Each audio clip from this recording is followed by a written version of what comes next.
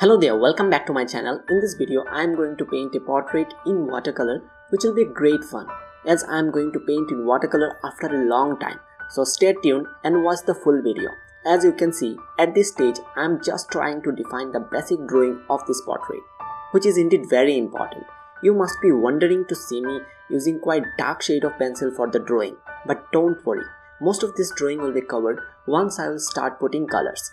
As I use a lot of water for my base washes, so most of these pencil lines will be diluted once it will come in contact with the water. Yeah, you got me right. I'm just using a water soluble graphite lead pencil for the drawing, and the kind of paper I am using today is Brustro watercolor paper cold press 300 GSM. So as you know, in watercolors we work from light to dark. So I'm just putting a very thin wash of color over the face to define the lightest areas of the face. The color I am using here is a mixture of crimson lake, burnt sienna and chrome yellow.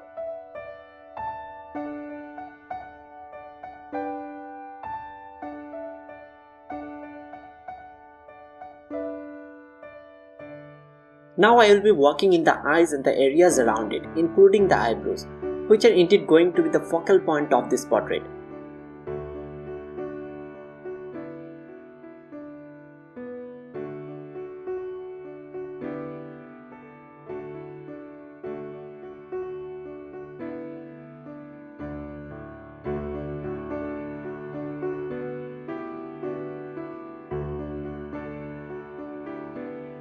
As unlike my other works, I am not going for a very photorealistic approach in this painting. It's going to be much looser in style, although I want to catch the emotion of the portrait despite adding a whole lot of details. And for that I must paint the eyes and the areas around it with a whole lot of attention, consolidated by the wrinkles and the edge marks, which are the key features of this portrait.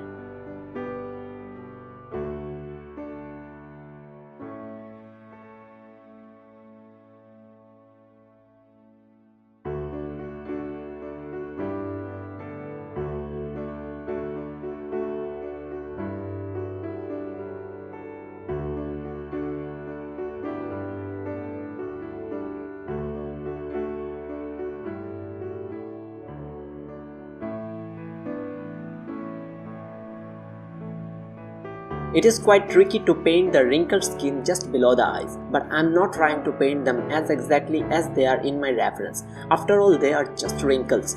If you can maintain a good tonal variation and follow the direction of wrinkles, it literally becomes much easier to paint them rather than trying to copy them as exactly as they are.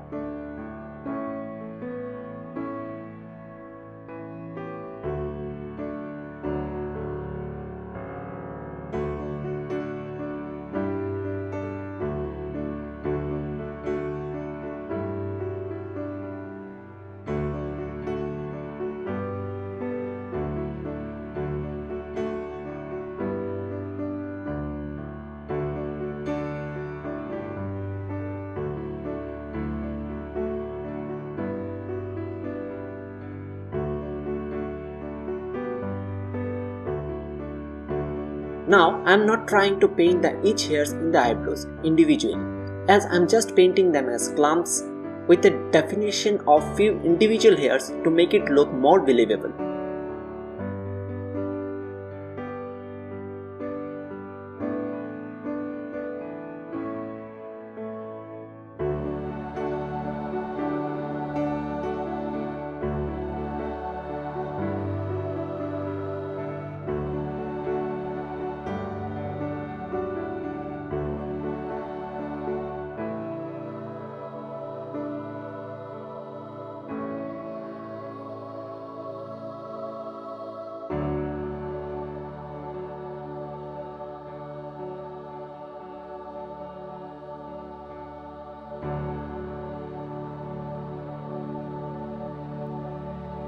I am using a liner brush with pointed tip to paint the wrinkles of the forehead, as they help to highlight the character of the face even further.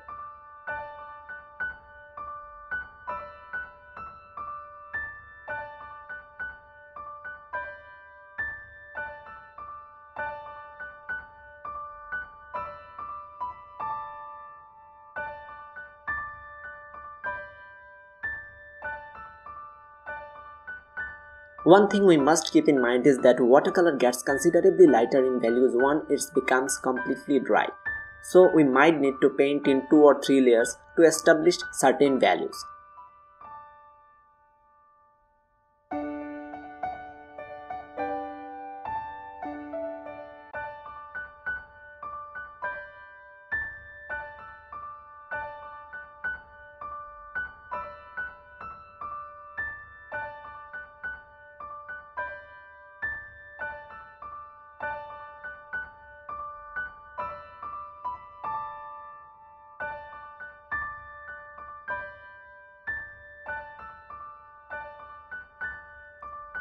Now for the frame of the spectacle, I am just using a mixture of crimson lake mixed with Prussian blue to make a dark purplish color, which is then diluted with water to paint a base tone for the frame.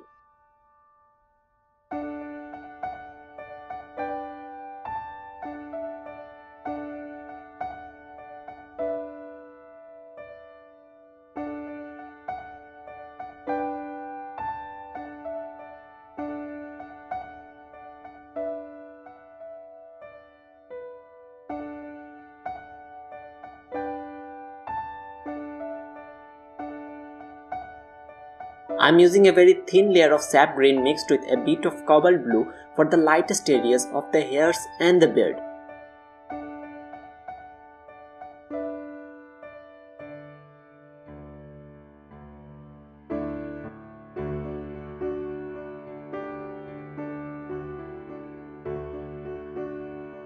So, I am just painting a few individual hairs in the region below the nose of the beard, using a mixture of sap green, burnt sienna and Prussian blue in order to paint the dark shadows of the beard.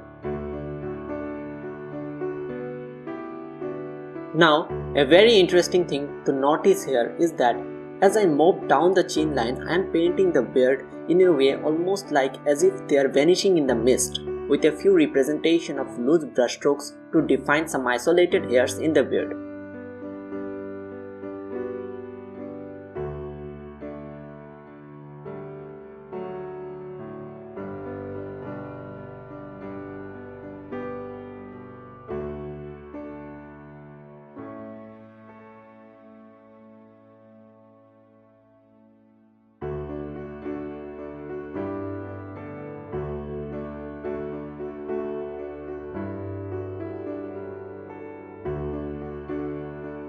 Now, I am just adding darker shadows in the hairs which are accompanied by a few definite brushstrokes to paint the suggestion of some individual hairs. In this case as well, you can see that though I am not painting each individual hairs definitely, but when looked as a whole, it creates a sensation very close to the real hairs.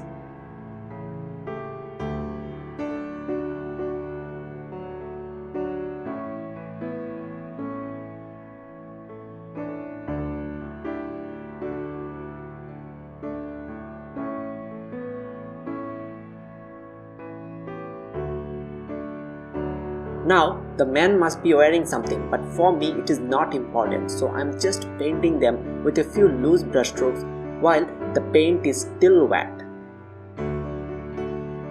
Now, as you can see that I have zoomed in to the eyes in order to share a very important tip with you people. That the eyes are not plain black, as they have a very subtle variation in the color, which you need to pick in order to paint them more realistically. The darkest dark I have used in the eyes are a mixture of Prussian blue and dark purple. If the color balance is not correct, the eyes will look very flat and artificial, which you obviously don't want. At this stage, the painting has almost turned to its final phase, so I am just playing around with values to create even more contrast in some areas, and trying to add a few more details here and there so that the overall painting looks more defined and everything kind of comes together. I'm just adding another layer of crimson lake mixed with burnt sienna to add the darker tones in the lips.